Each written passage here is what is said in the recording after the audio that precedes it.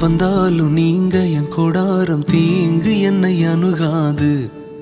துர்ச்சன பிரவாகம் சூழ்ந்திட வந்தாலும் துளியும் என்னை நெருங்காது.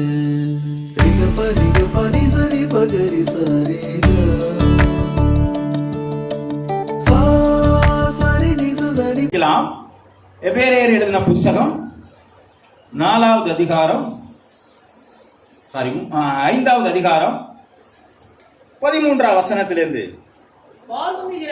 பால் உண்ணுகிறவன் குழந்தையா இருக்கிறபடினால் நீதியின் வசனத்தினாலே பழக்கம் இல்லாதவனாய் இருக்கிறான். குழந்தைய போல இருக்கிறதுனால சில வேத வசனங்களை நம்மளால என்ன பண்ண முடியலங்க, சுதந்திரித்துக் கொள்ள முடியல. எப்படி அதுக்குள்ள எல்லாம் போறதுங்க, அதெல்லாம் நம்மளால முடியாது. ஏன்னு கேட்டீங்கன்னா நம்ம குழந்தையா இருக்கிறோம், பால் உண்ணவர்களா இருக்கிறோம். ஒரு சின்ன பிள்ளைங்க இந்த ரோட்டை கிராஸ் பண்றதுக்கு பயப்படும். காரணம் என்று சொன்னால் இந்த பிள்ளைங்க ஏதாவது நம்மளை மோதிருமோ அப்படிங்கிற ஒரு பயம் அவர்களிடத்திலே இருக்கிறது. ஏனென்று சொன்னால் அவர்கள் குழந்தையா இருக்கிறார்கள். ஆனா நம்ம என்ன பண்ண மாட்டோம், கையை காட்டிட்டு போயிட்டே இருப்போம். ஏன் என்று சொன்னால் நாம் வளர்ந்தவர்கள்.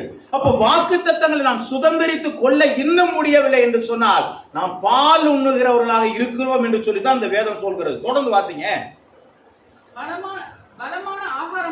பலமான ஆகாரமானது நன்மை தீமை இன்னதென்று பயிற்சினால் பகுத்தறியத்தக்கதாக முயற்சி செய்யும் ஞானோந்தரியங்களுடைய உள்ளவர்களாகிய பூரண வயதுள்ளவருக்காக தாகும். அப்பெல்லாம் நம்மள என்ன சொல்றாங்க, பூரண வயது உள்ளவர்களாக இருக்கிறோமா அல்லது குழந்தைகளாக இருக்கிறோமா? ஆமே, நான் சொல்றது புரியுதுங்களாங்க? பூரண வயது உள்ளவர்களா இருந்தால் நம்ம எப்படிப்பட்டவர்களா இருப்போங்க, சாத்ராக் மேஷாக் ஆபேத்நேகோ போல இருப்போம். ஆமே, என்ன ஆராதிக்கிற தேவன் எரிகிற அக்கினி சூளைக்கும் ராஜாவாகிய உம்முடைய கைக்கும் தப்புவிக்க வல்லவரை அல்லனாலும் பரவாயில்ல போயாண்டு. ஒரு சாம்பிளுக்கான ஒரு காரியத்தை கூட உங்கள்கிட்ட சொல்றேன். நாம் எல்லாரும் அப்படி ஒரு பூரண புருஷர்களாக நாம் இருப்போமானால் இன்றைக்கு இந்த திருச்சபை ஆட்கள் கொள்ளாது. ஆமே, ஏன்னா எழும்பி இருப்போங்க, எழும்பி பிரகாசித்திருப்போம். பத்தவே பத்தாது, எத்தனையோ கூட்டங்கள் நடத்திருப்போம். இன்னைக்கு இந்த இருமலூர் பகுதிக்கு ஒரு சாட்சியா எழும்பவில்லை என்று சொன்னால் நாம் எங்கோ வளர்ச்சி இல்லாத ஒரு காரியத்திற்குள்ளாக இருக்கிறோம். ஏன் என்று சொன்னா நான் இந்த வசனத்தினுடைய வாக்குத்தத்தங்களை என்னால் சுதந்திரித்துக் கொள்ளல. நான் அதற்கென்று என்னுடைய கால்களை நிறப்படுத்த முடியல, ஸ்திரப்படுத்த முடியல. ஆமே, ஏன் ஸ்திரப்படுத்த முடியலனா நாம் புரிந்து கொண்ட இயேசு வேறாய் இருக்கிறார். ஆமே, நாம் அறிந்து கொண்ட வேத புஸ்தகம் வேறாக இருக்கிறது. அதனாலதான் நாம நம்முடைய வாழ்க்கையில பலன் இல்லாதபடிக்கு இன்னும் பாலுண்ணவர்களாக இருக்கிறோம். ஆமே, கூட்டங்களை நடத்தும் கூட இப்ப நான் யோசிக்கிறேன், நீங்க வெள்ளிக்கிழமை வைக்கிறீங்களா அப்படின்னா கொஞ்சம் யோசிக்கிறீங்க இல்லையா? ஏன் காரணம் என்னன்னா, எது கிடந்தாலும் பரவாயில்ல, ஆண்டவருக்கு இன்னைக்கு ஆராதனை இருக்கியா வெள்ளிக்கிழமை நான் போய் உட்காருவேன் சொல்ற ஒரு ஆள் இருந்துச்சுன்னா எத்தனையோ பேர் நம்மளால கூட்டு வந்திருக்க முடியும். ஆமே, ஏன் சொல்ல முடியல? நான் இன்னும் அந்த விசுவாசத்துல வரல, இன்னும் நான் குழந்தையா தான் இருக்கிறேன். கொஞ்சம் உணர்ந்து கொள்ளுங்கள். நம்முடைய அந்த ஆராதனைகளுடைய வசனங்கள்லாம் பாத்தீங்கன்னா திரும்ப திரும்ப மாறணும் மாறணும் மாறணும். எனக்கு நானும் ரொம்ப நாளா யோசிச்சு பிரட்டி பாக்குறேன். எல்லாம் ஜனங்களுக்குள்ள மாற்றத்தை கொடுக்கிற வார்த்தைகளா இருக்குதே தவிர வளர்ச்சிக்கான வார்த்தையில வரல. நான் இந்த அன்னைக்கு உள்ள ஆராதனைக்கான வார்த்தைகளை எடுக்கும் பொழுதும் வளர்ச்சிக்காக தான் வரவே மாட்டேங்குத ஒழிய திரும்பவும் மாற்றத்திற்கான காரியமே வந்து கொண்டு இருக்கிறது. ஆகவே நாம் இன்னும் குழந்தைகளாக நாம் இருப்போமானால் நம்மிடத்துல ஏதோ ஒரு கோளாறு இருக்குன்னு அர்த்தம் இல்லைங்களா? ஒரு பிள்ளை 8 மாசத்துல நடக்கலன்னா நம்ம என்ன பண்ணிடுவாங்க, ஏன் நடக்கல, ஏன் பேசல இல்லைங்களா? டாக்டரை கொண்டு போய் காட்டி அவரை புடிவாதப்படுத்தி, இல்லைங்க பேச, ஏங்க இன்னும் 2 மாசத்துல பேசுங்க சார். இல்லைங்க சார், எல்லா பிள்ளைங்களும் 8 மாசத்துல பேசு, ஏன் என் பிள்ளை மட்டும்? எம்மா இன்னும் கொஞ்ச நாள்ல ஒத்துக்கவே மாட்டோம். அந்த நாட்கள் அது நடக்கலைன்னா ஒத்துக்கவே மாட்டோம். அதே போலதான் 3 வருடங்கள் ஒரு பாஸ்டருக்கான வளர்ச்சி, அதாவது 3 மாசம் 3 வருஷங்கிறது ஒரு பாஸ்டருடைய பைபிள் காலேஜோட ஸ்டடி டைம் இல்லைங்களா? நாம எத்தனை வருடங்களாக இருக்கிறோம், நாம் ஏன் இன்னும் அந்த பூரணப்படுகவில்லை? அப்ப வசனங்கள் வரலையா அல்லது வாக்குத்தத்தங்களை சுதந்திரிக்கவில்லையா? நாம் எந்த இடத்திலே நாம் கீழே இறங்கி போயிருக்கிறோம்? கொஞ்சம் அதை யோசிச்சு பாருங்க. ஏன் என்று சொன்னால் நாம் வளருகிறவராக இல்லை என்று சொன்னால் நம்முடைய வாழ்க்கையில ஆசீர்வாதம் குறைந்துதான் காணப்படும். அல்லேலூயா. ஏன் நாம் வளரவில்லை? அதைத்தான் இன்னைக்கு நாட்களில நாம் தியானிக்க போகிறோம். லூக்கா எழுதின புஸ்தகம் 19வது அதிகாரம் 1 to 10 வசனங்கள் வரை. அவர் எரிகோவில் பிரவேசித்து நடந்து போகையில்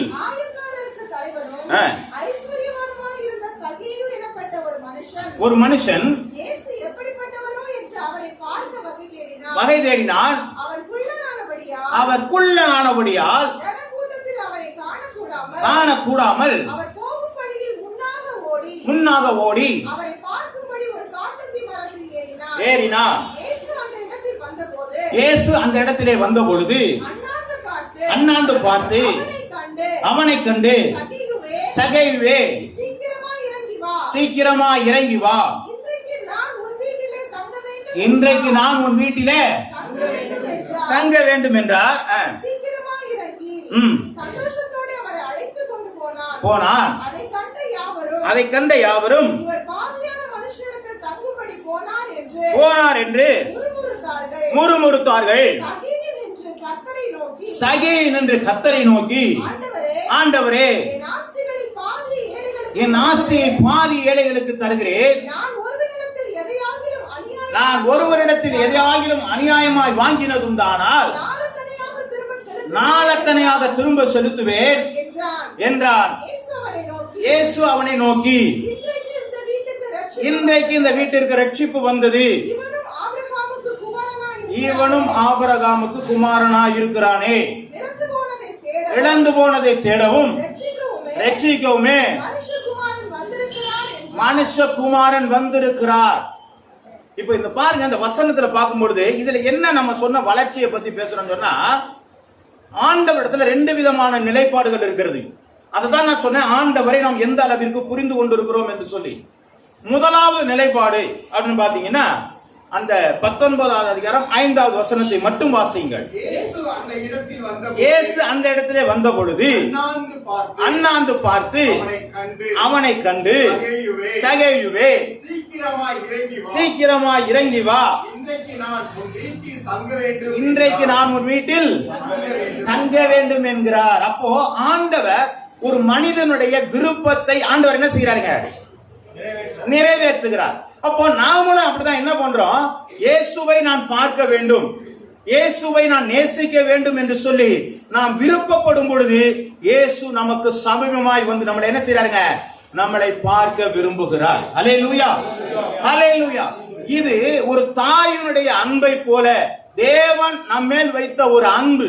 அவன் என்னை நேசிக்கிறான், என்னை பார்க்க விரும்புகிறான், ஆகவே அவனோடு கூட போக வேண்டும். எப்பா நாம வீடு வரல, நான் வர்றேன், ஒரு பிரச்சனை இல்ல, என்னை பார்க்க தானே வந்த, உன் வீட்டுல வா, நான் உட்காந்து என்ன நல்லா பாரு என்று சொல்லி ஆண்டவர் அன்புறுகிற தேவனாய் இருக்கிறார். இது மன விருப்பத்தினுடைய தேவனுடைய நிலைப்பாடு. புரியுதுங்களா? ஒரு மனிதனுடைய மன விருப்பத்தினுடைய தேவனுடைய நிலைப்பாடு உன் வீட்டுக்கு வரங்கிறது. ஆனா இன்னொரு நிலைப்பாடு அவர்கிட்ட இருந்துச்சு. வாசிங்க 19வது அதிகாரம் 9 to 10. இயேசு அவனை நோக்கி, இன்றைக்கு இந்த வீட்டுக்கு ரட்சிப்பு வந்தது, இந்த வீட்டிற்கு ரட்சிப்பு வந்தது, இவனும் ஆபிரகாமுக்கு குமாரனாய் இருக்கிறானே. இழந்து போனதை தேடவும். இப்ப என்ன சொல்றாரு? இன்றைக்கு இந்த வீட்டிற்கு என்ன வந்ததுங்க? ரட்சிப்பு வந்தது. இப்ப என்ன அவருடைய நிலைப்பாடு? மனமாற்றத்தின் நிலைப்பாடு. முதல்ல பார்த்தது மன விருப்பம். ஒரு மனிதனுடைய மன விருப்பத்திற்காக இயேசு அன்பு செலுத்துகிறார். ஆனால் ஒரு மனிதனுடைய மனமாற்றத்தை பார்க்கும் பொழுதுதான் அவர் ரட்சிப்பை கொடுக்கிற ஒரு தேவனாய் இருக்கிறார். அல்லேலூயா, அல்லேலூயா. கர்த்தருடைய நாமம் மகிமைப்படுவதாக. அப்ப நாம என்ன நினைக்கிறோம்? இயேசுக்குள்ளாக நாம் வந்துட்டோம் அப்படின்னு சொன்னா எல்லாவற்றிலையும் நாம் என்ன செய்ய முடியும்? சுதந்திரித்துக் கொள்ளலாம் என்கிற நினைவு இருக்கக்கூடாது என்பதற்காக இந்த வேத பகுதி நமக்கு கொடுக்கப்பட்டிருக்கிறது. அல்லேலூயா. சகேயுவுக்கு முதலே என்ன சொல்லிருக்கலாம்? விருப்பப்பட்டு பார்க்க வரும் பொழுதே, சகேயுவே உனக்கு ரட்சிப்பு வந்துச்சுப்பா வாப்பான்னு கூப்பிட்டுருக்கலாம். ஆனா சொல்லலங்க. அவர் எப்ப சொல்றாரு? அவனுக்குள்ளாக ஒரு மனமாற்றம் வருகிறது. நான் யாரிடத்திலும் அநியாயமாய் வாங்கினதுண்டானால் ஒரு அறிக்கை எழுத ஆரம்பிக்கிறான். அறிக்கை இடும் பொழுது ஆண்டவர் சொல்லுறார், இந்த வீட்டிற்கு ரட்சிப்பு வந்தது, இவனும் ஆபிரகாமுடைய குமாரனாய் இருக்கிறானே. அப்ப நம்முடைய வாழ்க்கையில தேவனை நேசிக்கிறது மன விருப்பத்தின்படியா, மன மாற்றத்தின்படியா? அது நீங்க தான் யோசிச்சுக்கணும். ரெண்டிலுமே ஆண்டவர் இருக்கிறாரு. ஆனா மன விருப்பத்துல ஆண்டவர் வந்து உட்கார்ந்து இருப்பாரு. ஆனா மாற்றத்துல பாத்தீங்கன்னா ரட்சிப்பை கொடுக்கிற தேவனாய் இருக்கிறார். அந்த மனம் மாற்றம் தான் வாக்கு தத்தங்களை சுதந்திரித்துக் கொள்ள முடியும். அதுதான் அவனுடைய growth, அதான் அவனுடைய வளர்ச்சி. ஒரு குழந்தையாய் போய் மேல நின்று பார்க்க ஆரம்பிச்சான், புருஷனாய் ரட்சிப்பை அவன் சுதந்திரித்துக் கொண்டான். அல்லேலூயா. அவன் பாலுண்ணவர்களாய் போனான், திடப்பொருளை சாப்பிடுகிற மனிதனாக அவன் இறங்கி வருகிறான். அல்லேலூயா. அப்ப நம்முடைய நிலைப்பாடு எங்கங்க இருக்குது? ஆண்டவருடைய வேதத்துல ஒரு வாக்கு தத்தம் கொடுத்திருக்கு, இதை நான் எப்படியாவது சுதந்திரித்துக் கொள்ள வேண்டும் என்று சொல்லி நாம் ஆண்டவரோடு போராடி பெற்றுக் கொள்கிறோமா? யாக்கோப்பை பாருங்க, ராம் முழுவதும் போராடுகிறான். அதான் அவனுடைய வைராக்கியம், அதுதான் அவனுடைய புருஷத்துவம். ராம் முழுவதும் போரா, நீ ஆசீர்வதித்தால் ஒளி அவனை நான் என்ன செய்ய மாட்டேன். நம்ம அப்படி போராடி இருக்கிறோமாங்க? நாம எல்லாம் முயற்சி எடுக்கிறோம். ஒரு காரியம் நம்ம நடக்கணும்னா எல்லாத்தையும் எடுத்துட்டு கடைசியில டாக்டரே சொல்லிடுவாரு, இது முடியாதுங்க. அதுக்கு அப்புறமேல என்ன பண்ணுவாங்க? ஆண்டவரே நீங்க தான் பார்க்கணும். ஏன் அது வரலாம்? ஏன் ஆண்டவர்கிட்ட போல? என்னகிட்ட இருக்கிற விசுவாசம் குறைவாய் இருக்கிறது. அல்லேலூயா, அல்லேலூயா. ஆண்டவருடைய நாம மகிமைப்படுவதாக. நாம் விசுவாசத்திலே குறைந்தவர்களாக இருக்கிறபடினால்தான் சாதிக்கிறவர்களாக நம்மளால் மாற முடியவில்லை.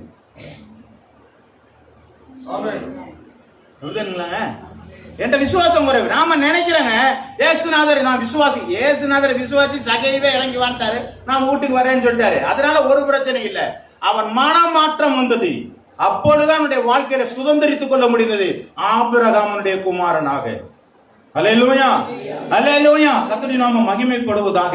ஆனா நம்ம என்ன நினைக்கிறோம்னா, எப்பொழுதுமே இந்த சிங்கிள்ஸ் நமக்கு இந்த ஸ்ட்ராட்டஜிஸ் தான் எடுப்போம் இல்லைங்களா?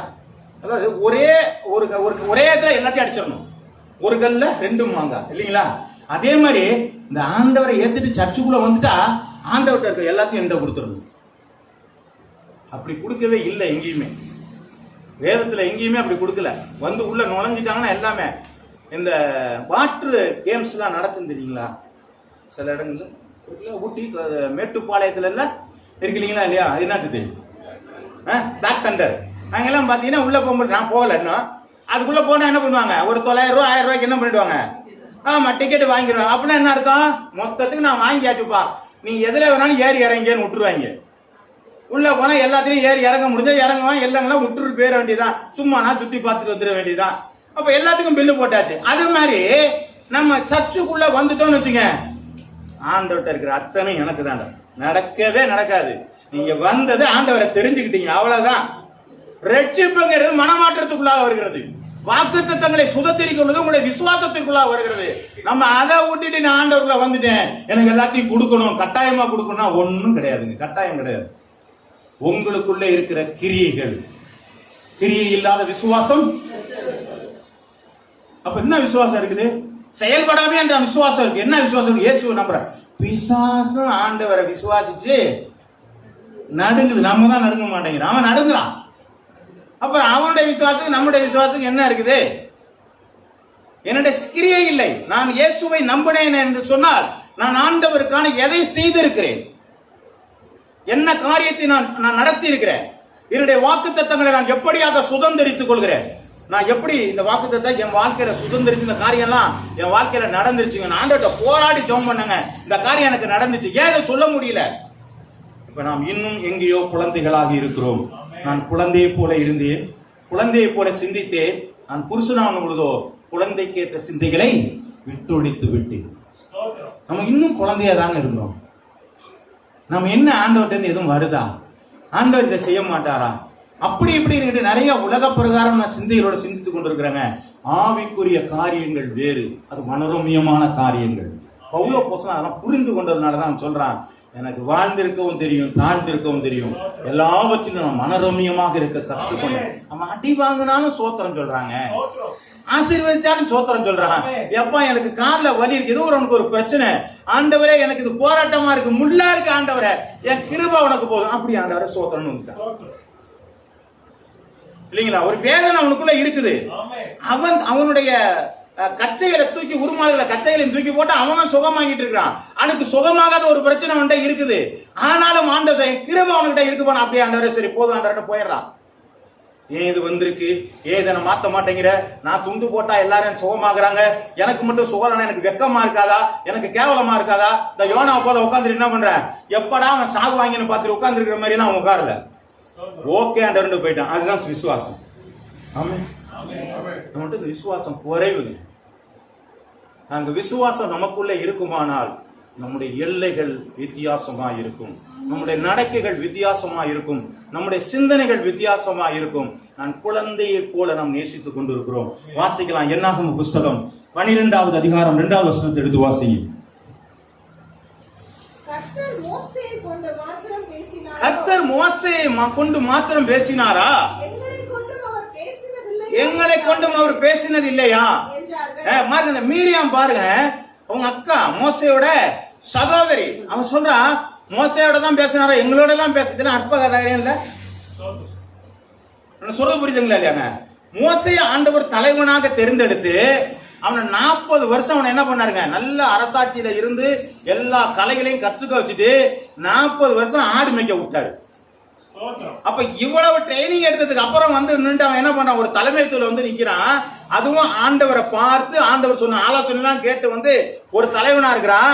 இங்க இருக்கிற மீரியாம் பார்த்து கேட்கறாங்க, எங்களுக்கும் ஆண்டவர் சொல்லலையா, நாங்களும் தீர்க்க தரிசனம் உரைக்கலையா, நாங்க மோசைய மாதிரி இல்லையா? ரைட்டுங்களா? இதுதான் குழந்தைத்தனம். அவன் ஆண்டவர் தெரிந்தெடுத்தான்னா தெரிந்தெடுத்ததுதான். ஒன்னு தெரிந்தெடுத்தான். மாத்தி எல்லாம் என்ன பண்றாங்க, குழந்தைய போல நம்ம உட்காந்து என்ன பண்ணுங்க, அவங்க மாதிரி இல்ல, நானும் இருக்கிறேன், நானும் தீர்க்கதரிசி தான். 6-7 வசனத்தை வாசிங்க. அப்பொழுது அவள், என் வார்த்தையை கேளுங்கள், இருந்தால்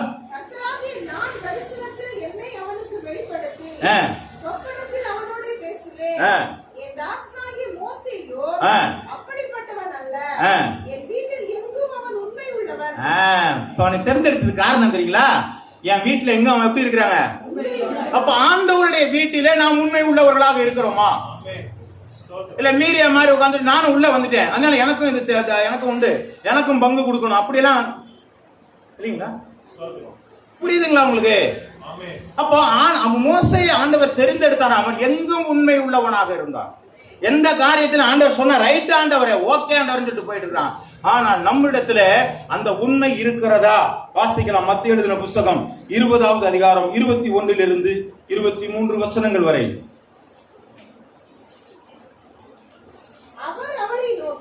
அவர் அவளை நோக்கி என்ன வேண்டும் என்று கேட்டால், அதற்கு அவள், இவர் 2 பேரில் உன் வலது பாரிசத்திலும் உட்கார்ந்து இருக்கும்படி அருள் செய்ய வேண்டும் என்ற. அந்த அம்மா போய் கேட்கிறாங்க, என் மக ஆண்டவரே உன் வலது பக்கத்துல ஒரு ஆளும் இடது பக்கத்துல ஒரு ஆளும் உட்கார்ந்துக்கணுமா? அப்படின்னா என்ன அர்த்தங்க? அப்படின்னா என்ன அர்த்தம்? அந்த அம்மாவுக்கு ஆசை என்னன்னு கேளுங்க. இயேசு கிறிஸ்துக்கு அடுத்த ரேங்க்ல வந்து என்ன பண்ணிடணுமாங்க? ஆமா, என் பிள்ளைங்க 2 பேர், ஒரு ஆள கூட இல்ல, உன் வலது பக்கத்துலயும் ஒரு ஆள் இருக்கணும், இடது பக்கத்துலயும் ஒரு ஆள் இருக்கணும். இது இந்த அம்மாவுடைய மனப்பு குழந்தை மாதிரி போய் கேட்குது. நான் அங்கேயும் இருக்கணும், இங்கேயும் இருக்கணும், நான் அதையும் பண்ணணும், இதையும் பண்ணணும். இப்படிதான் அந்த குழந்தைத்தனமான ஒரு வார்த்தை கேட்குது. வாசிங்க. இயேசு பிரதியுத்தரமாக, நான் என்ன கேட்கிறேன்னு உனக்கு எதுவும் தெரியுதா? குடிக்கவும் கூடுமா என்றால், இப்ப அவங்க என்ன நினைக்கிறாங்கன்னா, அவங்களோட உட்கார்ந்து இருக்கிற மாதிரி மனுஷ பிரகாரமா தண்ணி குடிக்கிறது, உட்கார்றது, போறது வரத பத்தி பேசிட்டு இருக்காங்க. வாசிக்குமா. என் பாத்திரத்தில் நீங்கள் குடிப்பீர்கள், நான் பெரும் ஸ்நானத்தையும் எப்ப உலகத்துல இருக்கும் பொழுது, ஆனாலும் என் வலது பாரிசத்திலும் என் இடது பாரிசத்திலும் உட்கார்ந்து இருக்கும்படி என் பிதாவினாலே யாரே ஆயத்தம் பண்ணப்பட்டார்களோ அவர்களே அல்லாமல் அருளுவது இல்லை. அப்படின்னா என்ன அர்த்தங்க? அப்ப ஆண்டவரோடு கூட எழுந்திருக்கிறதோ, அவரோடு கூட பக்கத்தில் அமர்கிறதோ, பிதாவினுடைய சித்தத்திலிருந்து வருகிறதா இருக்கிறது. அல்லேலூயா, அல்லேலூயா. இந்த சின்ன பிள்ளை விளையாட்டுல அங்கெல்லாம் போய் விளையாட முடியாது. ஆண்டவரே, உன் பக்கத்துல ஒரு ஆளு உட்கார சொல்லு, ஒன்றும் பிரச்சனை இல்லை. நான் தண்ணி குடிக்கும்போது குடிக்கலாம், நான் சாப்பிடும்போது சாப்பிடலாம், எல்லாம் பண்ணலாம். ஆனா பரலோக ராஜ்யத்துல இங்க பக்கம் ஒரு ஆளு இங்க பக்கம் உள்ள உட்கார்றதுக்கு பரலோகத்துல இருந்து அவர் தான் சொல்லணும். அதுக்கு நீ சொல்றதுல என்ன செய்ய மாட்டேன், நடக்காது. எவ்வளவு சின்ன பிள்ளை தனமா இருக்கிறது. அப்ப தேவ மகிமை அல்லது தேவ பிரசன்னம் அது விலையேற பெற்றது. நீங்க எல்லாரும் சொல்றோம் பரிசுத்த ஆவியை பெற்றுக்கொள்ளுங்க, பரிசுத்த ஆவியை பெற்றுக்கொள்ளுங்கன்னு சொல்றோம். அந்த பரிசுத்த ஆவி இல்லாமல் உங்களால விசுவாசமாய் வாழ முடியாது. அந்த பரிசுத்த ஆவி இல்லாதபடிக்கு உங்களுடைய சத்தியத்திலே நிலைநிற்க முடியாது. ஆமே. அப்ப ஏன் அதெல்லாம் வாங்கிக்கணும் சொல்லிட்டு இருக்கிறோம். அந்நிய பாஷை பேசுங்க, அடையாளமே அதான். உட்கார்ந்து ஜெபம் பண்ணுங்க, ஆண்டவர் எனக்கு ஆவியை தாங்க, பரிசுத்த ஆவி எனக்கு தாங்க. நான் எருசலேமிலும் சமாரியா யூதேயா உலகத்தின் கடைசி வரைக்கும் நான் சாட்சியா இருக்கணும். அப்ப நான் சாட்சியா இருக்க வேண்டுமா, பரிசுத்த ஆவியான ஒரு தேவை. நம்ம என்ன பண்ண, பரிசுத்த ஆவி வச்சுட்டு அது இருந்துட்டு போதும். அது இல்லைன்னா என்ன பிரச்சனை, அது இல்லைன்னா ஒண்ணுமே பிரச்சனை இல்லை. பேசாம நேரா போயிடலாம். ஆமே, ஆமே. பயமா இருக்குதுங்களா? மன மாற்றம் நிச்சயமாக தேவை. பரிசுத்த ஆவியை நம்ம பெற்றுக்கலன்னு சொன்னா நாம ஒரு நாள் வேதத்துல நிக்கவே முடியாது. பரிசுத்த ஆவி நம்மள்ட்ட இல்லைன்னு சொன்னாங்கன்னா நாம ஒரு நாளும் வாக்கு தத்தங்களை சுதந்திரித்துக் கொள்ள முடியாது. நம்முடைய வாழ்க்கையில ஒரு பெரிய மேன்மை நமக்கு வர வேண்டுமானால் பரிசுத்த ஆவி அந்த அடையாளத்தோடு நீங்கள் பெற்றுக்கொள்ள வாஞ்சிங்க. அதை நீங்க பெற்றுக்கொள்ளாதபடிக்கு மேல போறதுக்கு வாய்ப்பு இல்லை ராசா, இல்லைங்களா? அதான் உண்மை, வாய்ப்பு இல்லை. ஏன் நம்ம இதை கொண்டே போக முடியாது, நம்மளால நிக்க முடியாது. பரிசுத்த ஆவியார் தான் நம்ம உட்கார விட மாட்டாரு. எந்திரி எந்திரி எந்திரி எந்திரி, காலம்பரம் 4 மணி ஆச்சா, எந்திரி எந்திரி எந்திரி எந்திரி, ஜோமனு ஜோமனு ஜோமனு. இன்றைக்கும் தஞ்சாவூர்ல இருக்கிற செயின்ட் பீட்டர் சர்ச் ஒன்று இருக்கிறது. அங்க காலம்பரம் எந்திரிச்சு ஒரு முறை ஒரு சாட்சியா தான் கேட்டுட்டு இருந்தேன். அந்த கோயில் பிள்ளை யாரும் எழுப்புறது கிடையாது, அவரே எந்திரிச்சு போறான். எப்படி அந்த காலம்பரை நீ எந்திரிக்கிறேன்னா, என்ன காலம்பரை எந்திரி, இப்ப அவன் பேர் என்னமோ சொன்னாங்க, மறந்துட்டேன். அவர் பேரை சொல்லி எந்திரி எந்திரி, ஆராதனைக்கு நேரம் ஆச்சுன்னு சொல்லி என்ன எழுப்புவாங்க. பரிசுத்தவான்கள் இருக்கிற இடங்க நம்ம எழுப்பி விட்டுருக்காங்க. நம்ம கனவு தான் எழுப்பி விட்டுருக்கு. நான் கேட்டா பாம்பை பார்த்தேங்கம்பாங்க, பூனைய பார்த்தேன்பாங்க. அது எதை பார்த்தா என்ன, ஆண்டவரை பார்த்தோமா? ஆண்டவர் எனக்கு இந்த மாதிரி கனவெல்லாம் வர வேண்டாம், நல்ல தரிசனமான கனவு வரத கேட்டுருக்கிறோமாங்க. நம்ம பார்த்த கனவுக்கு இப்ப என்ன பண்றோம், வியாக்கியானம் கேட்டுட்டு இருக்கிறோம். நான் இந்த மாதிரி ஒரு கனவு கண்ட, இதெல்லாம் குழந்தைத்தனமான ஒரு காரியம். புரியுதுங்களா? ஆமே. இந்த நாள் பாக்குறது, நட்சத்திரம் பாக்குறது, இல்லைங்களா? இன்னைக்கு எல்லாரும் பாத்தீங்கன்னா குருத்தோலை பிடிச்சி ஜேம்பாங்க. 2-3 நாள் வச்சு எல்லாரும் கண்ணை முடிக்கிட்டு என்ன பண்ணாங்க, ஏசுநாதர் அடிச்சேன். வேடிக்கையா இல்ல? வேடிக்கை நான் சொல்றது புரியுதுங்களா இல்லையாங்க? ஏசு ஜீவிக்கிறவர் தானங்க. ஆமே. அவர் எத்தனையோ வருஷத்துக்கு முன்னாடி என்ன பண்ணாங்க, உயிர் தெழுந்தாரே அல்லேலூயா, அப்படிதான் நாங்க பாடுறோம். உயிர் தெழுந்தாரன்னு பாடிவிட்டு 2 நாளைக்கு முன்னாடி பிள்ளைங்க எல்லாம் அந்த பாத்திரம்லாம் சொப்பு எல்லாம் வச்சு விளையாண்டுட்டு இருக்கோம். இது சாப்பாடா, இது கீரையா, இது குழம்பா அப்படின்னு சொல்லி விளையாண்டுக்கலாம். இப்ப அந்த மாதிரி எல்லாம் நம்ம என்ன பண்ணிட்டு இருக்கிறாங்க, இந்த மாதிரி ஒரு விளையாட்டெல்லாம் விளையாண்டுகிட்டு இருக்கிறாங்க. நம்ம ஆண்டவர் செத்து போயிட்டாரா, ஆண்டவர் உயிர் தெழுந்துட்டாரா, இன்னைக்கு ஓசனை பாடுவோமா, இது எங்கேயா இருக்கிறோம். நம்ம புருஷன் ஆயிட்டோம், உயிர் தெழுந்த ஆண்டவர் என்னோடு கூட இருக்கிறார். என்ன செஞ்சிருக்கிறேன், நான் என்ன செஞ்சிட்டேன், என்னோடு கூட ஆண்டவர் உயிர் தெழுந்தார். அவரோடு கூட நாம் மரித்தோமானால் அவரோடு கூட நாமும் உயிர் தெழுந்திருப்போம். அப்ப அவர் உயிர் தெழுந்தா நம்மளும் உயிர் தெழுந்திருக்கணுமே. அப்ப நம்முடைய வாழ்க்கையில இருக்கிற வல்லமை எங்க, நம்ம வாழ்க்கையில இருக்கிறதான செயல்பாடு எங்க, என்னுடைய விசுவாசத்தினுடைய அறிக்கை எங்க, இதுதாங்க வாழ்க்கை. இன்னும் குழந்தைத்தனமா நம்ம இருந்துகிட்டு இருக்கிறோம், இல்லைங்களா?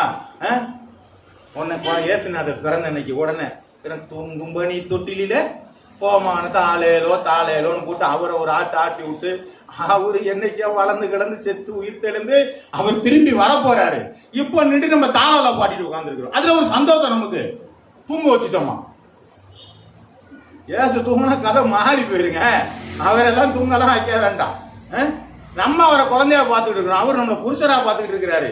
எப்படா மாறுவாங்கன்னு பார்த்துருக்காரு. அவரை குழந்தையாக்கி தூங்குன்னு சொல்லிட்டு உட்காந்துருக்காரு. ஆமா, மாறுவாங்க. செயல்பாடுகள் தான் ஆண்டவருடைய சமூகத்துல மாற்றங்களை கொண்டு வருகிறது. அவருடைய வார்த்தையை நல்லா கவனிங்க. அந்த 2 சம்பவம், அந்த ஒரே ஒரு ஆள் தான் சகை கிட்ட 2 காரியங்கள் சொன்னார். இன்றைக்கு இந்த வீட்டிற்கு ரட்சிப்பு வந்ததுன்னு சொன்ன ஆண்டவர் முதல்ல சொல்றார், இன்றைக்கு நான் உன் வீட்டுக்கு வருகிறேன்னு சொன்னவரு. ஏன் 2வது முறை இன்றைக்கு ரட்சிப்பு வந்தது? முதல்ல அவனுடைய மன விருப்பம், 2வது அவனுடைய மன மாற்றம். அப்ப மனமாற்றம் எப்பொழுது நமக்குள்ளே வருகிறதோ அப்பொழுதுதான் நம்முடைய வாழ்க்கையில அற்புதங்கள் அதிசயங்கள் நடக்க ஆரம்பிக்கும். அல்லேலூயா. அற்புதம் இல்லாம நம்முடைய வாழ்க்கை ஒண்ணுமே கிடையாதுங்க. செய்யல நடக்கவே நடக்காதுன்னு நம்ம சொல்ல முடியாதுங்க. வாசிக்கலாங்க. லூக்கா எழுதின புஸ்தகம் 13வது அதிகாரம் 6 - 7. அப்பொழுது அவர் ஒரு உவமையையும் சொன்னார். ஒருவன் தன் திராட்சைத் தோட்டத்தில் ஒரு அத்திமரத்தை நட்டிருந்தான். அவன் வந்து அதில் கனியை தேடினபோது ஒன்றும் காணவில்லை. அப்பொழுது அவன் தோட்டக்காரனை நோக்கி, இதோ 3 வருஷமாய் இந்த அத்திமரத்திலே கனியை தேடி வருகிறேன், ஒன்றையும் காணவில்லை. இதை வெட்டி போடு, இந்த நிலத்தையும் ஏன் கெடுக்கிறது என்றான். நான் தோட்டத்துல இருக்கேன்னு பெருசா பேசிக்க வேண்டாம். மர தோட்டத்துல தான் இருக்குது. அது வருஷம் காய்க்க மாட்டேங்குது. அதையும் அவரு பார்த்துட்டு ஏதாவது கொடுக்குமான்னு பார்த்துக்கிட்டே இருக்கிறாரு. தோட்டத்துல இருக்கிற மனம் கனி கொடுக்கலன்னு சொன்னா கோடாரியானது வேர்களிலே வைக்கப்பட்டிருக்கிறது. ஆமென். இது வேகம் கடுமையா தான் இருக்குல்ல. அப்படிதான், வேற வழி இல்லை. கனி கொடுக்காத மரமெல்லாம் வெட்டுண்டு அக்கினியிலே போடப்படும். அப்ப நம்ம ஏன் கனி கொடுக்குறோம்? அதனால சொல்றாரு, அவரும் சொல்லி பாக்குறாரு, 1 வருஷம் நான் ஏதாவது உரம் போட்டு பாக்குறேன், நீங்க 1 வருஷமும் கனி கொடுக்கலன்னு சொன்னா வேற இருக்கே கோடாரி வைக்கப்பட்டு இருக்கிறது. ஆனா நான் தோட்டத்துக்குள்ளதான் இருக்கிறேன், நான் ஆண்டவருடைய தோட்டத்துல தான் இருக்கிறேன், எனக்கு ஒன்னும் வராதுன்னு நினைக்காதீங்க. கனி கொடுக்கிறேன்னா அங்க கோடாரி வந்து சேரும் என்று சொல்லிதான் இந்த வசனம் சொல்கிறது. ஆமே. நான் சபைக்குள்ளதான் இருக்கிறேன், சபைக்குள்ளதான் நான் செயல்பட்டு கொண்டு இருக்கிறேன், சபைகளுக்கு தான் நான் வந்து போய் கொண்டு இருக்கிறேன். ஆனா என்ன பண்ணீங்க? ஒரு கனியும் கிடையாது. என்ன பண்ணி வந்து போய்கிட்டு இருக்கிறேன். கோடாரி நிச்சயம். இது நான் சொல்லவில்லை, வேதம். அதுல எழுத்தும் எழுத்துடைய உறுப்பாகிலும் மாறவே மாற. அவர் சொன்னதை செய்கிற தேவன். அவர் செய்ய நினைத்தது ஒன்றும் எல்லாம் வசனம் தான். வாசிக்கலாம் ஒரு வசனத்தை கூட. மத்திய எழுதின புஸ்தகம் 25வது அதிகாரம் 25வது வசனம்.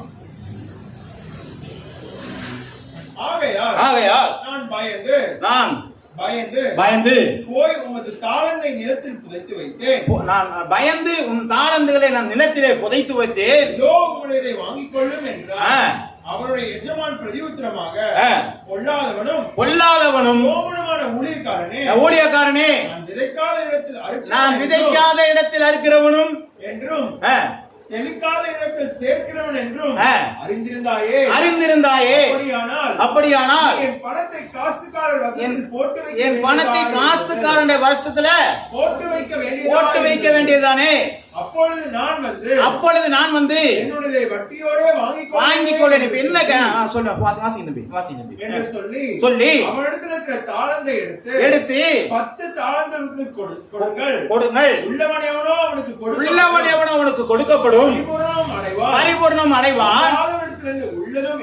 உள்ளதும் எடுத்துக்கொள்ளப்படும். பிரயோஜனமற்ற ஊழியக்காரனாகிய இவனை புறம்பான இருளிலே தள்ளி போடுங்கள். அங்க அழுகையும் பற்கடிப்பும் உண்டாயிருக்கும். ஆமென்.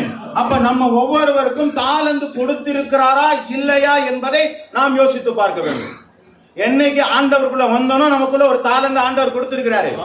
இது எனக்கு ஏன்டா வம்பு, நான் யாரு வம்புக்கும் போக மாட்டேன், நான் யாரு தும்பும் பண்ண மாட்டேன், நான் வருவேன் சபைக்கு, நான் அமைதியா போவேன்னு சொன்னா இருளும் பற்கடிப்பும் உண்டு.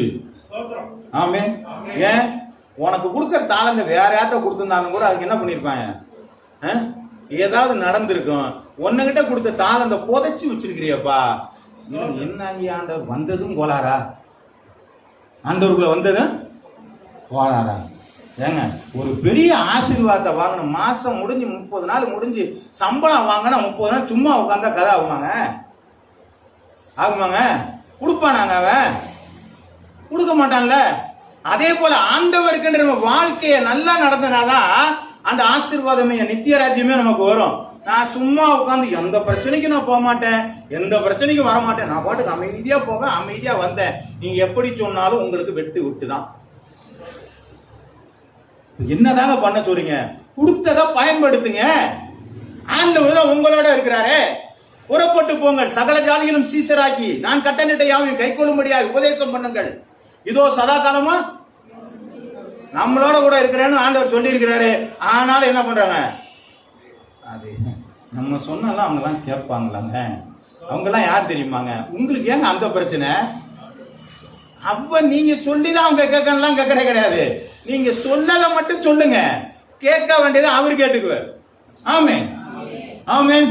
சொல்ல வேண்டிய வேலை தான் நம்முடைய வேலை, செய்ய வேண்டிய வேலை ஆண்டவருடைய வேலை. நம்ம சொல்லிவிட்டு நம்ம சொன்னது ஏன் கேட்கணும் யோனா மாதிரி உட்கார்ந்துக்க கூடாது.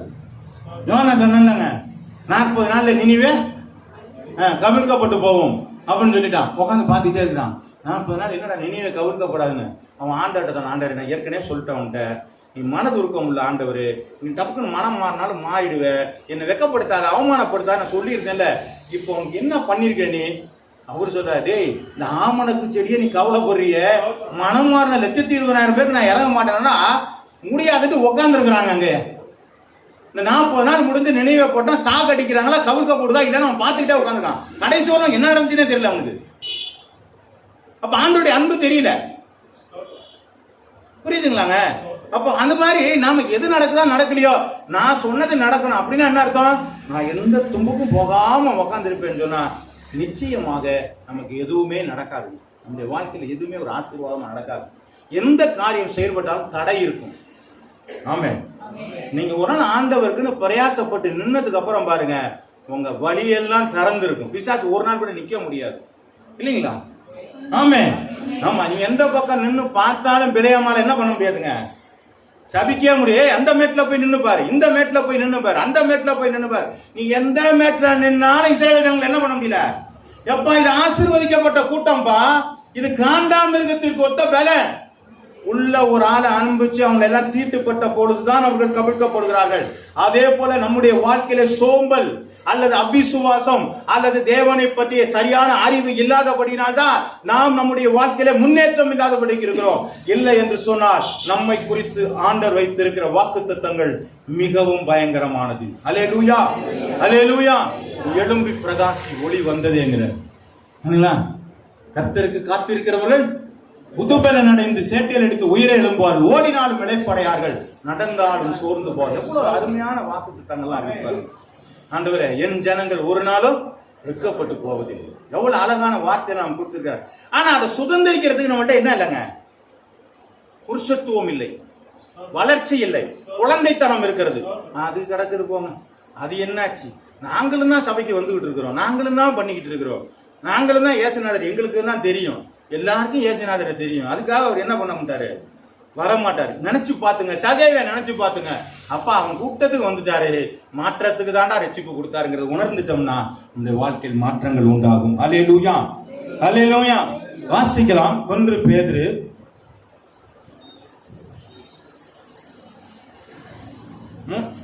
3 இன்னொரு வசனத்தோடு வாசிக்கலாம். யோவான் எழுதின புஸ்தகம் 15வது அதிகாரம் 5 வாசிக்கிறேன். யோவான் 15:5 5:6. நானே திராட்சை செடி, நீங்கள் கொடிகள். ஒருவன் என்னிலும் நான் அவனிலும் நிலைத்திராவிட்டால்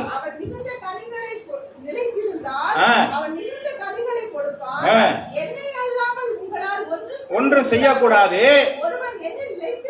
நிலைத்திராவிட்டால் எரியுண்ட கொடியை போல. அப்ப என்ன பண்ணும்? இல்ல போதும் போதும், அதெல்லாம் வேண்டியது இல்ல. அப்போ இயேசுநாதர் மேல அவர் செடியா இருக்கிற நாமெல்லாம் யாருங்க? கொடி. போய் ஒட்டிக்கிட்டு இருக்கணும். எனக்கு நேரா இருக்கும்போது ஒட்டிக்குவேன், இல்லைன்னா வெட்டிக்குவேன்னம்னா நாத்தை புடுங்கி புடுங்கி நட்டா என்ன ஆகுங்க? வரவே வராது. அது மாதிரி அப்பப்போ போய் வேணுங்கும் போது இயேசுநாதரை வேணும், அதுக்கப்புறம் எனக்கு வேணும் வேற வேண்டாம், அப்புறம் வேணுங்கும் போது இயேசுநாதர், அப்புறம் வேணான்னு சொல்லி ஒட்டி ஒட்டி வெட்டி வெட்டி வச்சா என்ன ஆகுங்க? ஒன்னும் முளைக்கவே முளைக்காது. தண்ணி எங்க வரும்? எனக்கு நேரம் இருந்தா ஆண்டவர், இல்லைன்னா பிரச்சனை இருந்தாதான் அர்ச்சனையே. எனக்கு பிரச்சனை வராது வரலாம், ஆண்டவர் யாருன்னே தெரியாது எனக்கு. ஆமே, இதெல்லாம் குழந்தைத்தனமான காரியம். நான் எனக்கு இருக்கோ இல்லையோ, என் ஆண்டவர் எனக்கு டெய்லி நீங்க அவரை சந்திக்காம இருந்துட்டீங்கன்னா, அவருடைய ஆவியோடு கூட நீங்க ஜீவிக்காம இருந்துட்டீங்கன்னா வாழ்க்கை வேஸ்ட்டுங்க. ஆண்டவர் ஒரு வளர்ச்சி எதிர்பார்க்கிறார், புருஷத்துவத்தை எதிர்பார்க்கிறார். வாசிங்க 1 பேதுரு 3வது அதிகாரம் 21வது வசனம்.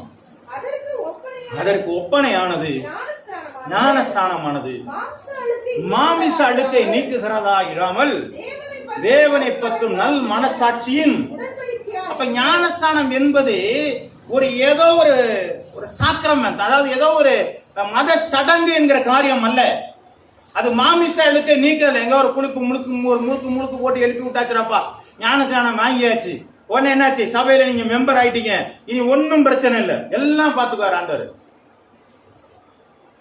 அது உடன்படிக்கை, எக்ரிமெண்ட். நீ கொடுத்தீன்னா அவர் கொடுப்பார். அந்த உடன்படிக்கை தான் நம்ம போயிருக்கோம். ஆமா, நான் சொல்றது புரியுதுங்களாங்க? இப்ப நம்ம இந்த உலகத்துல வந்திருக்கிறோம்னு சொன்னா நமக்குள்ள ஒரு எக்ரிமெண்ட் இருக்கு. கடைக்கு போனா ஒரு 10 ரூபாய் கொடுத்தா பிஸ்கட் பாக்கெட் கொடுப்போம், இது எக்ரிமெண்ட். அதே மாதிரி ஒரு நம்ம வேற ஏதாவது ஒரு இடத்துல இந்த டூல் பிளாசாவுக்கு போனோம்னு சொன்னா நம்மளுக்குள்ள பணம் இருந்துச்சுன்னா உள்ள தாண்டி போகலாம், இல்லைன்னா நம்ம டபுளா வாங்கிக்குவோம்.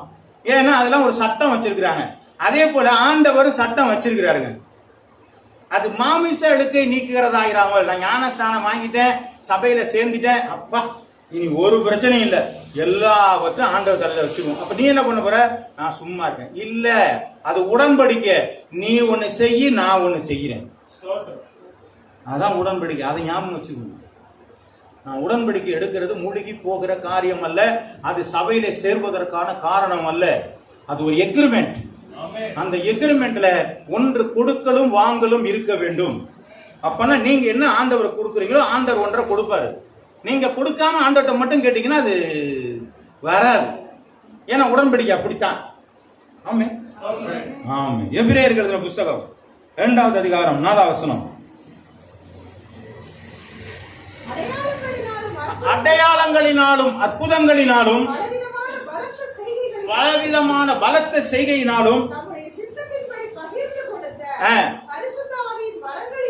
பரிசுத்த ஆவியினுடைய வரங்களினாலும் தேவன் தாமே சாட்சி கொடுத்ததுமாகிய இவ்வளவு பெரிதான ரட்சிப்பை குறித்து நாம் கவலையற்றிருப்போமானால். அப்ப ரட்சிப்பை பத்தி நமக்கு முதல்ல என்ன இருக்கணுங்க? அறிவு வேணும். அப்ப ரட்சிப்புனா என்ன?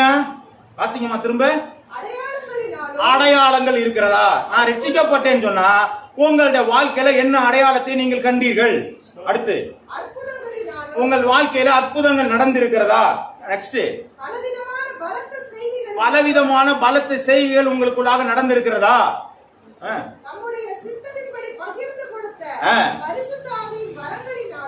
பரிசுத்தாவினுடைய வரங்களினால. அப்ப தேவன் உங்களுக்கு சாட்சி கொடுத்த இவ்வளவு பெரிதான ரட்சிப்பு. அப்ப இதெல்லாம் நமக்குள்ள இருந்தாதான் நமக்கு ரட்சிப்புன்னு அர்த்தம். இப்ப நமக்கு எது ரட்சிப்புன்னு சொன்னா, தேவனை நீங்க தெரிஞ்சுக்கிட்டீங்களா, நீங்க ரட்சிக்கப்பட்டீங்களா? அப்ப ரட்சிக்கப்பட்டதுன்னா என்ன அர்த்தம்? ஆண்டவரை தெரிஞ்சுக்கிறது, ஆண்டவர் உள்ள வந்துடுறது, இதுதான் ரட்சிப்பு. அவரை விட்டுவிட மாட்டீங்களா? விட்டுவிட மாட்டேன். ஏன் அவரை விடணும்? ஏதோ ஒரு கடவுளுக்கு அவர் ஒரு கடவுள், அவ்வளவுதான், முடிஞ்சு போச்சு. இப்படி நம்ம வாழ்க்கையில இருக்கிற ரட்சிப்பை பத்தி இப்படிதான் நம்ம இருக்கிறனால கவலைப்படாம இருக்கிறோம். ஆனால் ரட்சிப்பு என்பது அது ஆண்டவர் கொடுக்கிறதான நல்ல ஈவு, அதுக்கு அடையாளங்கள் இருக்கிறது. அதுதான் இந்த வேத வசனத்துல வாசிச்சோம். வாசிங்க அப்போஸ்தலர் புஸ்தகம் 8வது அதிகாரம் 12 தேவனுடைய ராஜ்யத்திற்கும் இயேசு கிறிஸ்துவின் நாமத்துக்கும் ஏற்றங்களை குறித்து பிலிப்பு பிரசங்கித்ததை அவர்கள் விசுவாசித்த போது புருஷரும் ஸ்திரீகளும் ஞானஸ்நானம் பெற்றார்கள். இப்ப பாருங்க, அவர் யாருங்க? ஒரு வேலை என்ன? சபையில பந்தி விசாரிப்பு, சாப்பாடு போடுறது சரியா இருக்கா, அல்லது சாப்பாடெல்லாம் ப்ரிப்பேர் பண்ணி எல்லாருக்கும் போதுமானதா கொடுக்கிற வேலை தான் அவருடைய வேலை. ஆனால் இப்பொழுது சிதறடிக்கப்படும் பொழுது இவர் அந்த வேலை இல்லைங்கிறது பிரச்சனை இல்லை. அவரு ஆண்டவர் எதுக்கு தெரிந்தெடுத்தாரோ அவர் என்ன பண்ணிட்டாரு? எல்லாத்தையும் போய் சுவிசேஷத்தை அறிவிக்க ஆரம்பிச்சுட்டாரு. அவர் மூலமா அற்புதங்கள் என்ன செய்துங்க? நடந்தது. அப்ப ஏன் மூலமா அற்புதம் நடக்கணும் அப்படின்னா நான் வெளியே போய் தான் ஆகும். ஆமே, சொல்ல புரியுதுங்களா? இல்லைங்க, நான் ஆரோக்கியமா இருக்கிறேன்னா எனக்கு என்ன அடையாளம்? என்ன அடையாளம்?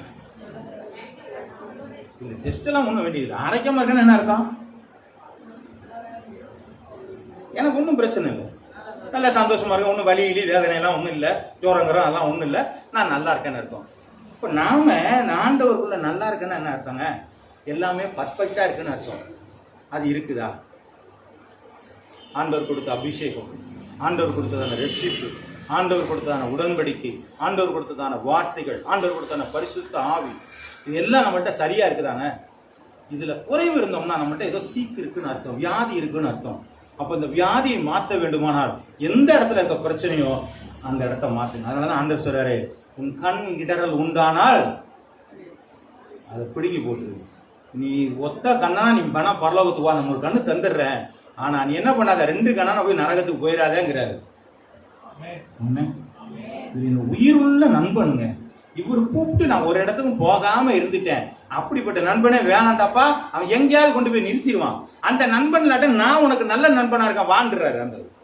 ஆனா நம்ம என்ன பண்றான், இவன் லெப்ட் என் ரைட்டு இவங்க சொல்லி நான் கேட்காம இருக்க கூடாது, இவங்க எல்லாம் முகஸ்துதி பார்த்துட்டு இருக்கிறோம். ஆமென். அப்ப நம்ம எங்கே இருக்கிறோம் அப்படின்னு பார்த்தனா ஆண்டவருடைய செயல்பாட்டிலே குறைவுள்ளவர்களாக இருக்கிறோம்.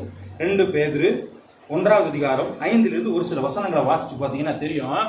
வரிசையா ஒரு கொஞ்சம் கொஞ்சமா வருது. 2-3 வசனங்கள் மட்டும் வாசிக்கலாம்.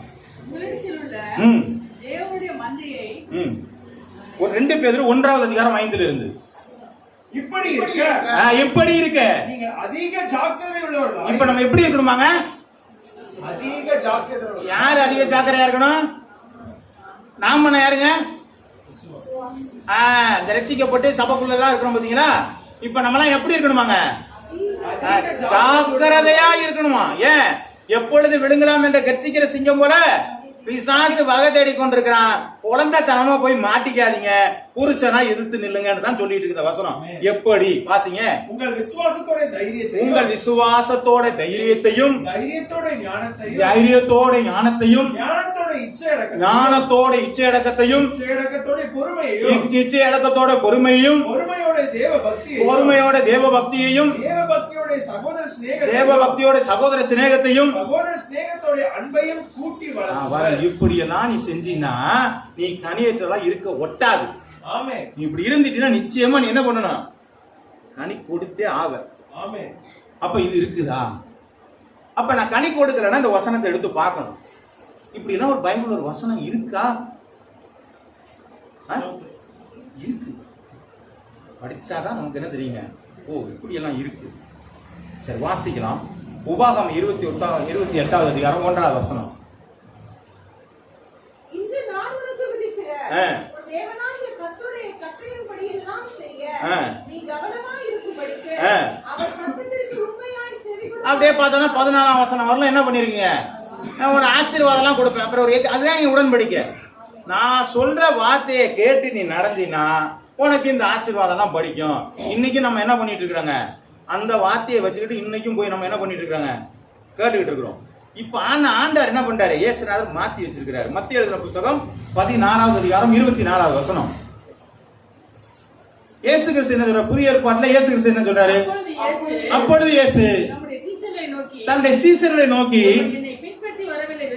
ஒருவன் என்னை பின்பற்றி வர விரும்பினால் தன்னைத்தானே வெறுத்து சிலுவையை எடுத்துக்கொண்டு.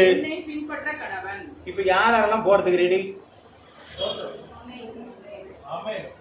என்னங்க கையை மேல ஒருத்தர் வர மாட்டேங்குது. ஓ பாதி பேர் தான் வரீங்களோ? அதான் சொல்லிட்டு இருக்கு. கை தூக்குனா மட்டும் பத்தாது, சுமந்துதான் ஆகணும், கஷ்டப்பட்டு தான் ஆகணும், ஆண்டவருக்கு ஏதாவது செஞ்சுதான் ஆகணும். இல்லைன்னா ஒன்னும் கதை ஆகுது. அவ்வளவு தூரமா நம்ம ஆண்டவர் ரொம்ப எப்ளாந்தியா வச்சிருக்கிறாங்க இல்லைங்களா? அந்த ஆண்டவர்கிட்ட போய் உப்பு கொண்டு வந்துடுறேன், நான் ஒரு சாட்சி சொல்றேன், எனக்கு இந்த காரியத்தை செஞ்சு தரீங்களா? இவங்க சாட்சி சொல்லுவாங்களா? அதனாலதான் ஆண்டவருக்கு ஒரு பெரிய பெருமை வந்துருக்கு. இல்லைன்னா அவருக்கு ஒண்ணுமே இல்லை. நம்ம கொடுக்குற 10 ரூபாய்க்கு 5 ரூபாய்க்கு அவர் உட்கார்ந்து இருக்கிறாரு. இல்லைன்னா அவர் வரச்ச பட்டியா இறந்து சாக போறாரு. இதெல்லாம் நம்மளா என்ன பண்ணிருக்கிறாங்க? இதெல்லாம் கொடுத்தா நான் செய்வீங்களா ஆண்டவரை? இதெல்லாம் கொடுக்கறதுனால மாத்திரம் இதெல்லாம் உங்களுடைய அன்பின் வெளிப்பாடு. அதுல ஒரு பிரச்சனை இல்லை. உங்களை நீங்க கொடுப்பீங்களா? அதுதான் கேட்கிறாரு. நீ என்ன பின்பற்றி வரவில்லை, சிலுவை சுமந்து என் பின்னாடி வந்துரு. பாடுகள் இருக்கும்பா, என் வாழ்க்கை போல உண்டு வாழ்க்கையிலும் பாடுகள் இருக்கும்.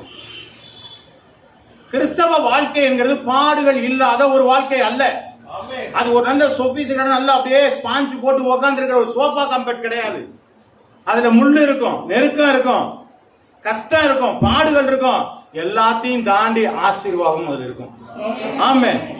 அப்ப அந்த இடத்துக்கு நம்ம வரணும்னு சொன்னா இதெல்லாம் நம்ம தாண்டி தான் வரணும். ஆமே. என்னங்க நாங்க வாரத்துக்கு ஒரு முறை தாங்க சர்ச்சுக்கு போகலாம், அதுக்கப்புறம் நீங்க 3 வாட்டி கூப்பிட்டீங்கன்னா நாங்கெல்லாம் எப்படி வர்றது?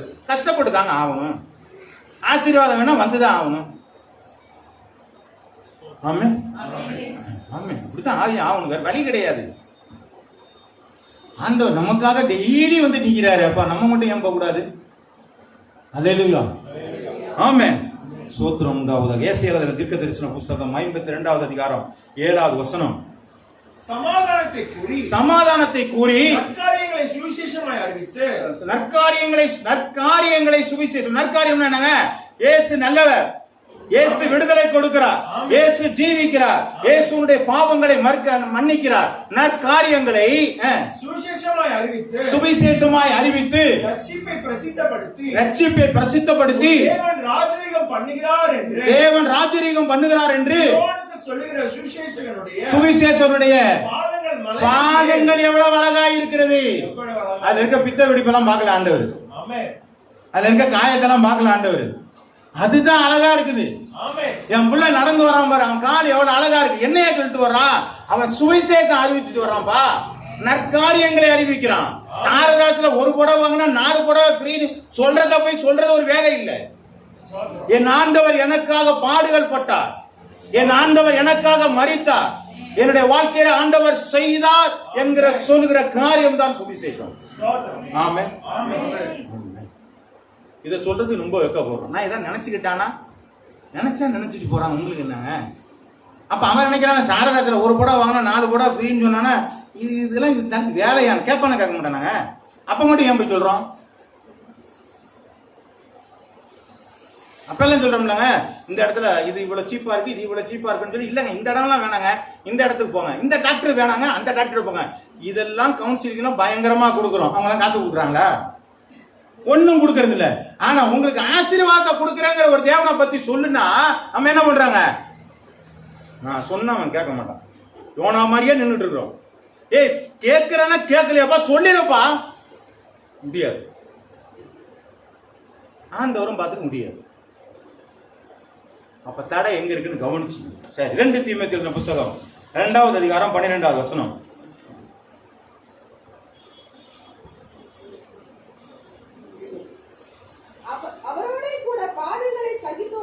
அவரோடு கூட பாடுகளை சகித்தோமானால்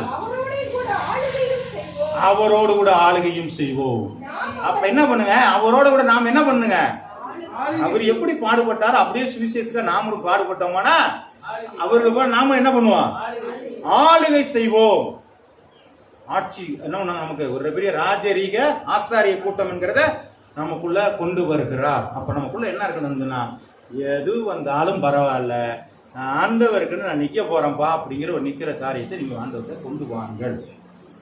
ஞாயிற்றுக்கிழமை சர்ச்சுக்கு வரணுங்க அப்படின்னு இல்லைங்க, ஒரு சின்ன வேலை இருக்கு, பரவாயில்ல வாங்க.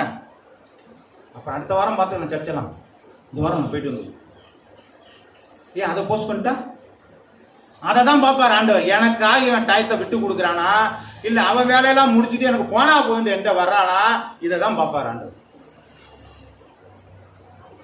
ஆமே. இப்ப இதுல நம்ம குழந்தையா இருக்கிறவங்க புருஷரா இருக்கிறவங்க நமக்கு இதே தெரிஞ்சுக்கும்.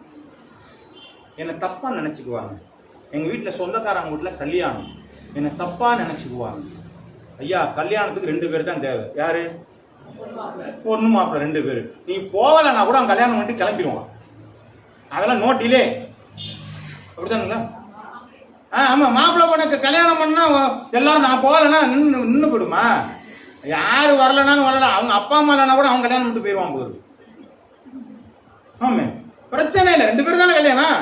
அவங்க முடிவு பண்ணிட்டாங்கன்னா சரியா போச்சு. அப்புறம் என்ன வேலை? இனிமே நம்ம போனாதான் அங்க எனக்கு வந்து முக்கியமா நான் வர சொல்லியிருக்காங்க. முக்கியமா என்ன புரோகிதர் வேலை பார்க்க போறோம்? ஒண்ணும் கிடையாதுங்க. சும்மா போய் ஊர்ல இருக்கணும் போய் அரட்டை அடிக்க போறாங்க. ஆண்டவருக்குள்ளாக நிக்கிறத காட்டிலும் போய் எங்கேயாவது இடத்துல நிக்கிற காரியம் அருவருப்பான காரியம். ஆண்டுடைய வேதம் சொல்ற வாசிங்க. லூக்கா எழுதின புத்தகம் 22வது அதிகாரம் 32வது வசனம். நானும் லூக்கா 22:32. வாசிங்க வாசிங்க. நானும் ஒளிந்து போகாதபடிக்கு உனக்காக வேண்டிக் கொண்டு நீ குணப்பட்ட பின்பு நீ உன் சகோதரன் என்ன பண்ணு? அப்ப நான் குணமானா எனக்கு நான் என்ன பண்ணணும்? அடுத்த நேரம் உன் சகோதரனை சிறப்படுத்தணும். எனக்கு நான் பர்ஃபெக்ட், நான் குணமாயிட்டேன். அப்ப குணமாகிற அனுபவம் என்கிட்ட இருக்குல்ல, இந்த குணமாகிற அனுபவத்தை அடுத்தவங்க கொடுங்களேங்க. நான் எப்படி ரட்சிக்கப்பட்டேன், நான் எப்படி ஆண்டவருக்குள்ள வந்தேன், எனக்கு ஆண்டவர் எப்படி அற்புதங்கள் செய்தாரு, நான் ஆண்டவருக்கு நான் எப்படி எல்லாம் இருக்கிறேன் பாரு, அது மாதிரி நீ செஞ்சுதான் உன் வாழ்க்கையில அதிசயங்கள் நடக்கும்னு சொல்லணும். நமக்கே சாட்சி இன்னும் வரல இல்லைங்களா? நம்ம சாட்சி, நம்ம பாடே பெரும்பாடா இருக்கு. அடுத்தவன்கிட்ட போய் எங்க சொல்றதா நினைக்காதீங்க. முதல்ல நம்மளை மாத்திரத்துக்கு பிரயாசப்படுங்க.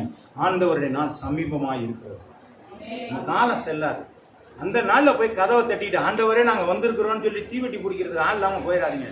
புத்தி உள்ள கண்ணுக்கு எப்படி உள்ள போனாங்களோ அப்படியே புத்தியா நம்ம உள்ள போறது நல்லதான காரியம். எந்த நேரத்துல எது வேணாலும் நடக்கலாம். இந்த உலகத்தை ஒரு காலத்துக்கு முன்னாடி நான் கேள்விப்பட்ட வரலாம் 2000 முறை அழிக்கக்கூடியதான அணுகுண்டுகள் இருக்குது. எத்தனை முறை? உலகத்தையே. நம்ம எங்க போய் நிற்கும்? அந்த குண்டை தூக்கி போறது இன்னும் 2000 உலகம் தேவைப்படுது. ஒரு உலகத்தை அடிக்கிறான், ஒரு குண்டு வச்சு 2000 மூலம் அடிக்கலாமா? அப்ப அதை காட்டி நம்ம அதிகமான குண்டுகளை வச்சிருக்கிறான். இப்ப நம்ம எங்க இருக்கிறோம் நினைக்கிறீங்க? டேஞ்சருக்கு கீழே தான் மேலதான் நம்ம என்ன பண்ணிட்டு இருக்கிறோம். எங்க இருந்து வெட்டி வருன்னே தெரியல, எப்போ விழுவுனே தெரியல. போற விமானத்துல சக்கரங்கள் ரோட்ல வந்து விழுவுது. பாத்தீங்களா? நியூஸ்ல கேள்விப்பட்டீங்களா? போற பிளைட்ல டயர் கட்டிட்டு என்ன பண்ணுதுங்க, ரோட்ல வந்து விழுவுது. இப்போ நீங்க அப்படியெல்லாம் நடக்கும் பொழுது மேலே போறது நம்ம வீட்டுல இருந்து விழுவாதுன்னு என்ன நிச்சயம்? நம்ம படுத்திருக்கும் பொழுது காலம்புரை எந்திரிச்சு போவோங்கிறது என்ன நிச்சயம்? ஆமே, நம்ம போகணும், எல்லாமே கரெக்டா நடக்கணுங்கன்னா ஆண்டவருக்கு உண்மையா இருந்து பாருங்க, எல்லாம் பர்ஃபெக்டா நடக்கும். ஆமே ஆமே, நாம் மகிமைப்படுவதாக. வாசிக்கிறோம் எபேசியர் புஸ்தகம் 1வது அதிகாரம் 23வது வசனம்.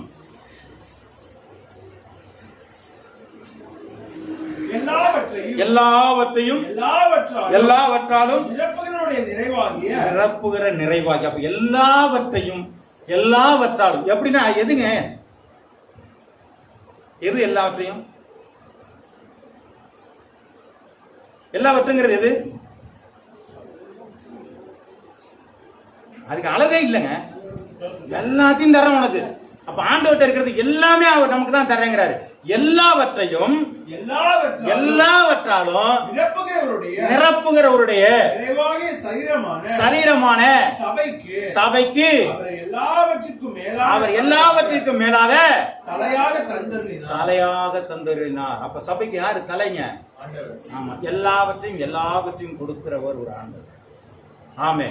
அப்ப அந்த ஆண்டவருடைய சரீரமாகிய சபைக்குள்ள நாம இருந்துகிட்டு ஆண்டவருக்கு மறைவாக ஏதாவது செய்ய முடியுமா? ஆண்டவருக்கு மறைவானது ஒன்றும் இல்லை. ஆண்டவரை நான் வானத்தின் சேட்டைகள் எடுத்து நான் பூமியினுடைய கடையாந்திரங்களில் போனாலும் நீ அங்க வந்து நிக்கிறீங்க ஆண்டவரே. நான் சமுத்திரத்துல போய் ஆழத்துல போய் நிக்கிறேன், அங்கேயும் வந்து நிக்கிறீங்க ஆண்டவர். எங்க மறைவாய் போவேன்? அவர் சர்வ வியாபியா இருக்கிறார். அல்லேலூயா. அவர் கருவை காண்கிற தேவனாய் இருக்கிறார். ஆண்டவருக்கு ஸ்தோத்திரம் உண்டாவதாக. அப்படி இருக்கிற ஒரு ஆண்டவருக்கு நான் இன்னுமே யாருக்கும் தெரியாம இந்த காரியம் பண்ணிட்டேன், யாருக்கும் என்னுடைய இருதயத்தின் நினைவுகள் தெரியாதுங்க. உங்களுடைய இருதயத்தின் நினைவுகள் தோற்றங்கள் எல்லாம் ஆண்டவர் அறியும். உன் நாவிலே சொல் பிரவாதற்கு முன்பதாகவே அறிந்திருக்கிற என் தேவன். அப்ப அவருக்கு மறைஞ்சு ஒண்ணுமே இல்லைங்க. அவரை ஏமாத்தவே முடியாது. உள்ள வந்துட்டீங்களா பர்ஃபெக்டா இருந்துங்க, எல்லா ஆசீர்வாதம் நமக்கு உண்டுங்க. ஆமே. அவன் அதை தாங்க செஞ்சான். சகை வேடிக்கை போங்க வேணாம் சொல்லுவாங்களே, ஏதோ எங்க பொட்டல்ல போனதுன்னு என்ன நடந்துங்க, விளாம்பழம் கிடைச்ச கதையை என்ன பண்ணாங்க?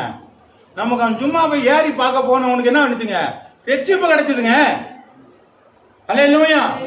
அவன் செஞ்ச ஒரே மாட்டேன் மனமாற்றம் அறிக்கை தான் ஆயிட்டான். கொடுத்தானா என்ன கூட தெரியல, நான் கொடுத்துட்றேன் ஆண்டவர், அந்த உறுதியான வார்த்தை. ஆமே, அந்த வார்த்தை தான் அவனை ரட்சிப்புக்குள்ளாக நடத்தியது. நம்முடைய வாழ்க்கையில ஆண்டவர் எப்படிப்பட்டவரோ என்று நீங்கள் பார்க்க போனீர்களானால் ஆண்டவர் நல்லவர் என்பதை நீங்கள் அறிந்து கொள்வீர்கள். ஆண்டவர் ரட்சிக்கப்படுகிறவர் என்று தெரிய வேண்டுமானால் மன மாற்றங்கள் நம்மிடத்திலே இருக்குமானால் மட்டுமே ஆண்டவர் நம்முடைய தேவன் என்பதை அறிந்து கொள்ள முடியும். அல்லேலூயா. மத்தேயு எழுதின புஸ்தகம் 10வது அதிகாரம் 22வது வசனம். என் நாமத்தின் நிமித்தம் நீங்க எல்லாராலும் பகைக்கப்படுவீர்கள், முடிவு பரியந்தம் நிலைத்திருப்பவனே ரட்சிக்கப்படுவான். அப்ப என்ன பண்ணுங்க, எல்லாராலும் நீங்க என்ன பண்ணுங்க, என்னமா எல்லாராலும் பகைக்கப்படுவீர்கள். முடிவு பறிந்து நிலைத்திருப்பவனே நீங்க விடாதீங்க ஆண்டவரை. நீங்க பிடிச்சே இருந்தீங்கன்னா போதும், நீங்க ரட்சிக்கப்படுவீர்கள். எல்லாராலும் பகைக்கப்படுங்க. நம்ம யோக்கியனா இருந்தா எல்லாராலையும் பிரச்சனை வரதாங்க செய்யும். அது பாட்டுக்கு வரும், அது பாட்டுக்கு போதும். மலை போல் வருகிறது எல்லாம், பனி போல அது நீங்கி விடுகிறதா இருக்கிறது. பெரிய பர்வதமே நீ எம்மாத்திரம் செருபாபேலுக்கு முன்பதாக எழுதி வச்சிருக்கிறது கொடுத்துருக்காங்க. நமக்கு தாங்க கொடுத்துருக்காங்க. நம்மள தான் செருபாபேல் வச்சிருக்கிறாரு. ஆலயம் கட்டுகிற நம்ம தான் வச்சிருக்கிறாரு. நம்மளாம் ஆலயம். இந்த ஆலயத்தை நம்ம கட்டணுமா? நீங்கள் தேவனுடைய ஆலயமா இருக்கிறீர்களா? தேவனுடைய ஆவி உங்களில் வாசமா இருக்கிற அறியாது இருக்கிறார். நீங்களே அந்த ஆலயம். இந்த ஆலயத்தை நான் சரியா கட்டணும்னா ஆண்டவர் சொல்றாரு, செருபாபேலே பெரிய பர்வதமே நீ எம்மாத்திரம் செருபாபேலுக்கு முன்னதாக சமபூமியாவாய். அவன் தூக்கு நூல் அவன் தான் வச்சிருக்கிறான். என் ஆலயத்தை நான் கட்டும் பொழுது எனக்கு முன்னாடி இருக்கிற மலைகள் எல்லாம் சமபூமி ஆகிறது. எதிர்த்து வருகிற எல்லாம் என்ன பண்ணுங்க, ஒரு வழியாய் வருகிறார்கள், 7 வழியாய் கடந்து போவார்கள். அல்லேலூயா. நம்ம பொறுத்து நடப்போங்க. ஆண்டவரே நீ நல்லவர் என்பது எனக்கு தெரியும். ஆண்டவரே நீ ரட்சிக்கிறவர் என்பதை நான் அறிந்து கொள்ள எனக்கு மனமாற்றத்தை தாரும் என்று சொல்லி இவளை நம்ம கேட்போமாங்க. தலை தாழ்த்து.